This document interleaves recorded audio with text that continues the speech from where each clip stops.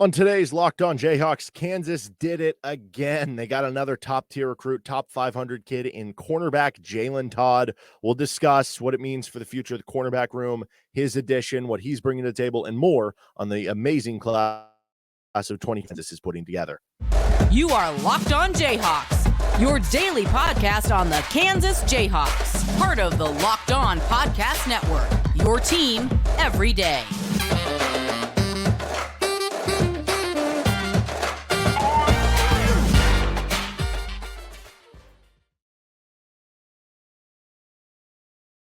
Johnson, you can hear me as well Monday through Friday from 3 to 6 p.m. on KLWN in Lawrence with Rock Chalk Sports Talk. Thanks for making Locked On Jayhawks your first listen every day. We are free and available wherever you get any of your podcasts. You can also find us, like and subscribe to the show on YouTube. On today's edition of Locked On Jayhawks, we're going to be talking Jalen Todd, KU's newest commit. They added yet another one this week. I think it gives them 5, giving them a handful, brings them up to 10 for the class of 2024. We will break down now where things are at in the class of 2024.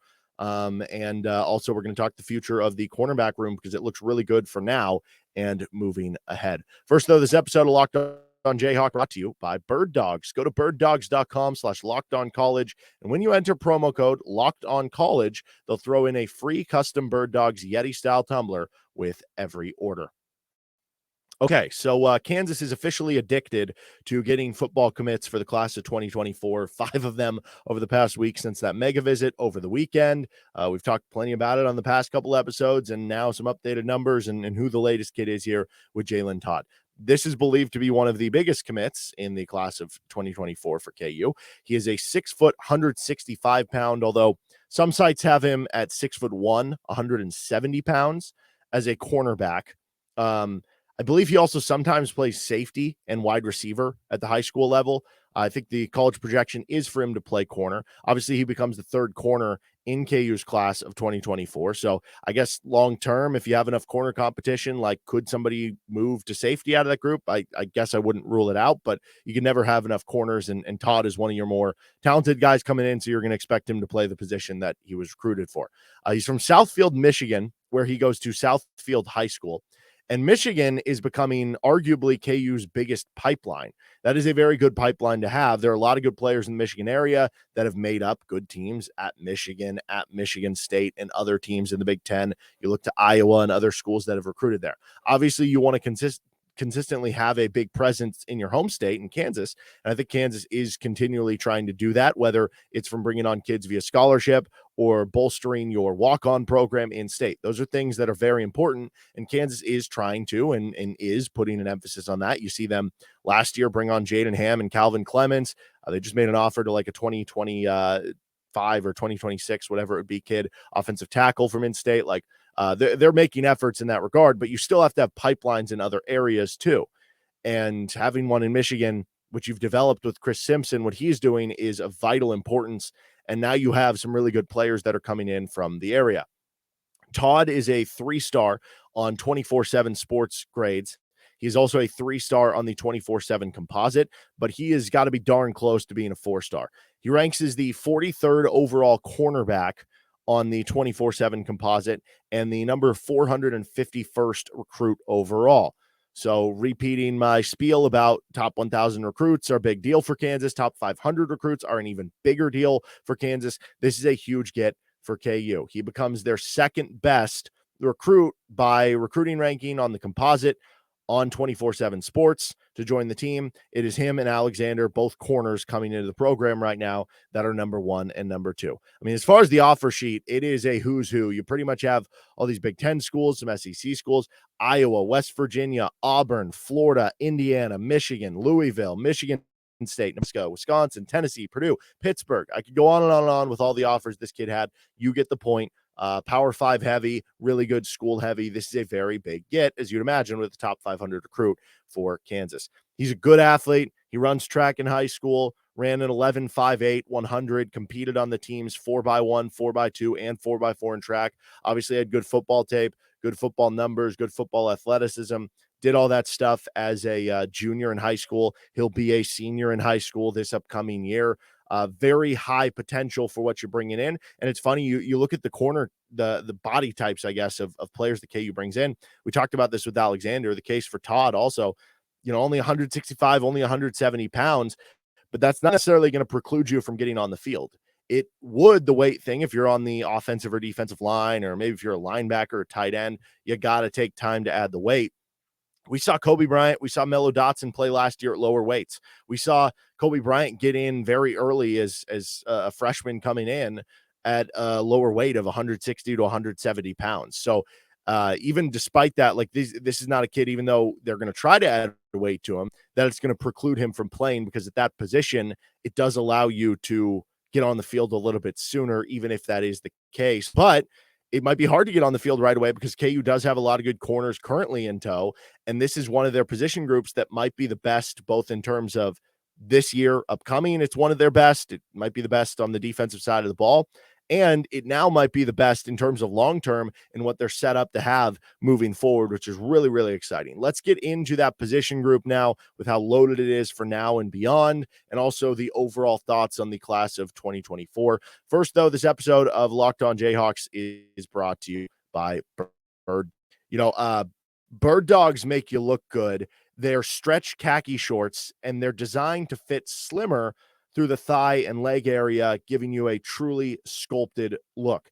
You're going to look nice going out to different nice events that you need to, or, going out on a date or something when it's during the summer and it's a little hot. You don't want to be sweaty. You're going to be holding hands possibly of a significant other. You don't want to have sweaty palms and stuff. Be cool, be calm, be relaxed, and be looking good. You're going to get that with Birddogs. They fit way better than regular shorts that are made of a stiff, restricting cotton, but you're going to get that feel of having almost like gym shorts on. They're airy, they're light, they look good. So highly recommend getting Birddogs if you do not have any, because as soon as you get that first pair, as soon as you put it on, as soon as you see what it looks like and you feel what it looks like, you're never going to want to go to another shorts brand again. Go to birddogs.com/lockedoncollege and enter promo code LOCKEDONCollege for a free Yeti-style tumbler with your order. That's birddogs.com/lockedoncollege for a free Yeti-style tumbler. You don't want to take your Birddogs off. We promise you that. All right, move what this means for back position for KU. I think if you're looking at position groups for this year's team on KU, like obviously just having Jalen Daniels makes the quarterback position arguably number one. And then you add to it, you do have Jason Bean, even though you don't feel like you have maybe as much depth if you would have had Ethan Vasco. You could argue the quarterback position is number one for KU. You could argue receivers up there, tight ends really good, offensive line is good and deep, running backs really good this year, cornerback, like those would be your top position groups for this year. But what about for this year and beyond? If you're just talking about the foreseeable future of a position group for the current and the future, cornerback might be number one. Honestly, running back would be up there too. We talked a little bit about Harry Stewart coming into the program and how, right now, running back, you have Devin Neal, you have Daniel Highshaw, two proven guys as your 1-2. Savion Morrison, a former 4-star guy who we saw flashes have a couple runs that he ripped off that, were 20, 30-yard runs this past season.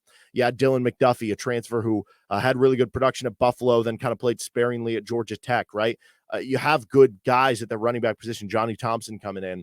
And now you have the future with Harry Stewart, Red Martell coming along, where the running back position is looking really good for the now and the future. Whereas maybe some of these other positions, it's like, well, quarterback looks really good now. You have Isaiah Marshall coming in the future. That would certainly be up there, but you never know how quarterbacks are going to come in for. And what about the future depth behind that? Because Jason Bean could be gone after, or will be gone after this year. Jalen Daniels could be gone after this year, right? There may be some more questions there. At the, offensive line, like what's going to happen when Nowitzki and Pooney and some of these guys graduate, right? To where I think you could argue your cornerback is your best position for this and the future. Right now, KU has a really good roster. And I think when you look at what they'd be adding in the class of 2024, I don't think they'll be looking to add any more corners. You have 3 in tow now. Again, do all 3 end up playing corners? Does anybody move to safety? Does that change things up? But with Gibson, with Alexander, with Todd all aboard, I think you're set at corner for what you're bringing in. So I'm not expecting them to bring anybody else in, but that's going to be more than enough. This year, you have Kobe Bryant, who was an all Big 12 first-team performer. He's back as a junior now on your 2 deep. Melo Dotson was a full-time starter for you last year as a sophomore. He's back as a junior. Kalen Gervin, former transfer from Michigan State, he was kind of your nickel back and would fill in if guys got hurt.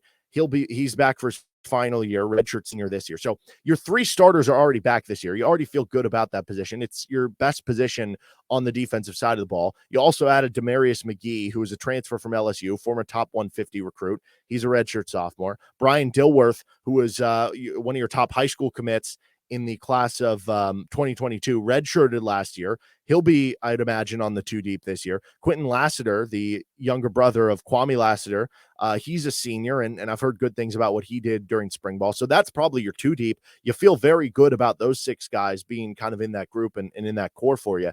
And then you look at 2024. Now at that point, so you feel good about this year. What about for next year? Well, Kalen Gervin, Quentin Lassiter would both be gone. For Gervin, he for sure would exhaust his eligibility. Lassiter might be able to have another year. I don't know, possibly with COVID year and stuff like that. But let's say both of them are gone.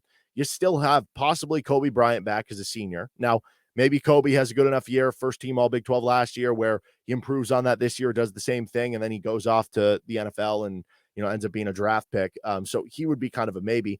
But then you have Mello Dotson back for senior year. Demarius McGee is a redshirt junior, who you expect him to continue to trend. Same with Brian Dilworth at that point would be a redshirt sophomore. So you're either going to have Bryant, Dotson, McGee, and Dilworth as 4 corners you feel really good about with the talent level, in addition to the 3 corners that you're bringing on in the class of 2024. You feel like the talent group would be there. And even if Kobe is gone, yes, that would be a big hit for next year's team. But you'd still have Dotson, McGee, Dilworth as returning guys, those 3 guys you're bringing in this year. And again, because that is a position, like I feel like corner is one of the positions where you can get on the field a little bit earlier. Corner, running back, there are certain positions where that becomes a little bit easier there, that you feel good about where you're going to be at that position group next year. And then come 2025 and beyond, okay, come 2025, Kobe Bryant's gone, Mello Dotson's gone, Kalen Gervin's gone, Quentin Lassiter's gone, but you still have possibly a redshirt senior Demarius McGee in 2025. You still have a redshirt junior Brian Dilworth. You still have at that point what would be year 2 for Austin Alexander, year 2 for Jalen Todd, year 2 for Andre Gibson. Whether any of those guys are redshirt freshmen or true sophomores, that you have 3 top 1,000 cornerback recruits coming in as year 2 that you feel pretty good about 2026 or 2025. And then 2026, you go another year, possibly redshirt senior Brian Dilworth, 3rd-year players in all those 3 corners. You feel like you have real good coverage, no pun intended there, at the corner position in 2023, 2024, 2025, and 2026. And that's what the addition of 3 dudes at this position is going to give you, in addition to what you already have in the program, to where you give a bunch of credit here to Jordan Peterson, what he's been able to do in Arizona, what he's been able to do with DBs. You give credit to Chris Simpson for what he's been able to do in the Detroit pipeline area. You give credit to, all the staff, because everybody really does have a piece in it, whether it's evaluating, whether it's helping out with recruiting visits. Like Brian Borland's obviously, still involved as defense coordinator. Lance Leipold is the head coach. Like, this is a staff-wide thing for what they've been able to do, but really give a lot of credit to Chris Simpson and Jordan Peterson for really being able to establish some of these guys. And that was the case with Jalen Todd. In the case of Jalen Todd, Chris Simpson and Jordan Peterson were the top 2, the primary recruiters for KU, and they continue to kind of clean up in this offseason and what has been a really impressive June so far for KU. And you had that mega visit last week. You're seeing a handful of these guys commit to the program. Who knows if there's even more that are going to end up committing, or that have KU as their favorite right now, or that, now are warranting a second look at what their thoughts of Lawrence and KU and everything were. That visit ended up being what, we might look back in 3-4 years from now and look back at this specific, that last weekend's visit as being one of the more monumental weekend visits that we've had in quite some time here at KU, and pretty impressive stuff what the coaching staff is doing to clean it up. All right, I want to finish up another look at what this means for the overall class of 2024, because it is pretty impressive, and I've got some numbers that I want to share as far as that goes. First, though, this episode of the show is brought to you by Birddogs. All right, this is Locked On Jayhawks, and we are back for another look at what this means for the class of 2024. So I have a interesting little statistic page here. If you're listening, I'll go through these numbers for you. If you're watching on YouTube, I'm posting up this little, graphic, I guess you could say, poorly done graphic at that, just kind of going over some of the numbers here for what this class of 2024. By the way, Jonathan Kamara, your linebacker, got his grade. He's just outside the top 1,000 for what it's worth. But KU now has 10 commits with the latest addition, Jalen Todd. Utley just dropped out of the top 1,000 with some of the new players hopping over him. So he would have accounted for this. Now he's no longer there. You're still waiting on Ja'Cory Stewart's grade, which if you only go off his 24/7 sports grade as they await other sites, he would be either in or right around the top 1,000 mark. But from what we know, of the 10 commits right now for KU, that means they have 7 top 1,000 recruits. I have kind of already gone over in some of the past episodes this meaning, the significance of that, but here gives you the visual look, which again, I will talk about for you if you're just listening on the audio side. Right now, KU has the 34th ranked class in the class of 2024. Will that hold? How many of these kids will stay committed? How important is having a good season just to keep those kids committed and keep your momentum going forward? We will see. But if it ended today, this would be KU's best recruiting rank of a class since the 24/7 sports launch, which was 2010, to give you an idea of the composite. So that gives us about 15 different classes to look into here. 34th would be the best. And I maintain that the difference between like the 50th and the 80th or whatever best class is really not that much. It's very close together in where a lot of those kids end up being ranked. And sometimes it's more about volume. Sometimes it's just about, a few spots here or there. That really, if you're in those class ranks, it's all about development. Development is still key, regardless whether you're the number 2 class, number 20 class, number 50 class, right? But at the end of the day, the 50 through 80, I never really cared about the rankings in that regard. But if you start inching close to the top 25, you're in the top 40, that's when it starts to matter in a positive light. If you start inching closer to being, in the 100 range or the 90 range, that's when it might start mattering in a negative light. And they are doing things that are in a positive light here recruiting. When you add on to what they should be as a staff developing, and we have seen already with a lot of different players, it's very impressive. But I think the most impressive number among looking of what they've done is the just quality of player. So there's a chance that they don't get, the most 500, top 500 or top 1,000 commits they've ever had. They had 13 top 1,000 commits in 2011. But part of that could just be number-wise. This staff is only going to take 12 to 16 or so high school commits in a given year, and they're going to fill out the rest of their class with the transfer portal. So they're not going to have the same numbers as 2011 when you brought in 32 commits, or 2013 when you brought in 37 commits. You're not going to be able to match the pure volume possibly. Like 2011, you brought in 32, 13 of them were top 1,000, which that's the most you've had. Right now you have 7. It's going to be tough to catch that.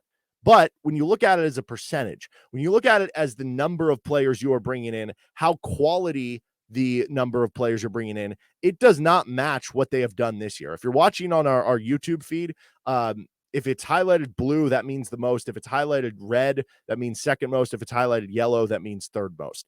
And so what this class has done, of their commits right now are top 1,000 commits. The second best number is in the 40s. And coincidentally enough, that was actually the 2023 class. So now you continue to stack, even if it's only 24 commits between last year and this year so far, the number of really good players that are a part of those are very exceedingly high. And then you're balancing out with the transfer portal. Whereas you go back to 2011, that was the third best. And you had about a little over 40% of your commits were top 1,000. Right now you're pacing at 70%. You look at the top 800 commits, 4 of them, that's 40%.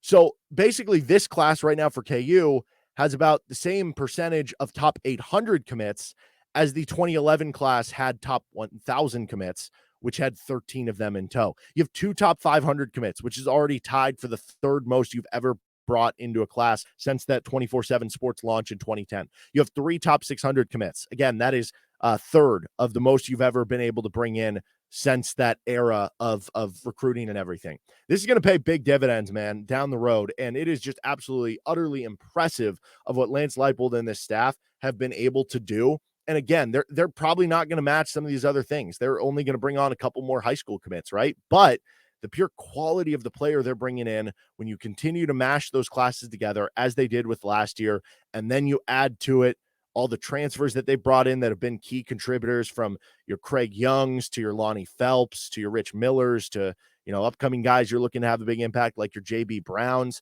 your Dylan McDuffies, your Jason Beans, I guess, technically. Like, when you're supplanting those two things together and bringing them in at this high of a level, you're going to have a lot of success, especially when you're a staff that does as much development and has as much consistency in the coaching staffs, and it does as well as they do with game management and all that sort of stuff that the Kansas staff is having. That this is a really impressive time and a really exciting time, I think, to be a KU football fan. That's going to do it for this episode of the show. We'll be back at you next week to maybe break down some basketball stuff. Again, if the football, I said to open up the show, KU football is addicted to getting commits for the class of 2024. If that continues to roll in, then we'll continue to bring you shows about that. Otherwise, we'll transition to some other stuff. But this has been Locked On Jayhawks. You can find us anywhere you get your podcasts. You can subscribe to us, like us, and watch us on our YouTube show as well. That'll do it. And we'll see you next time with Locked On Jayhawks. Later.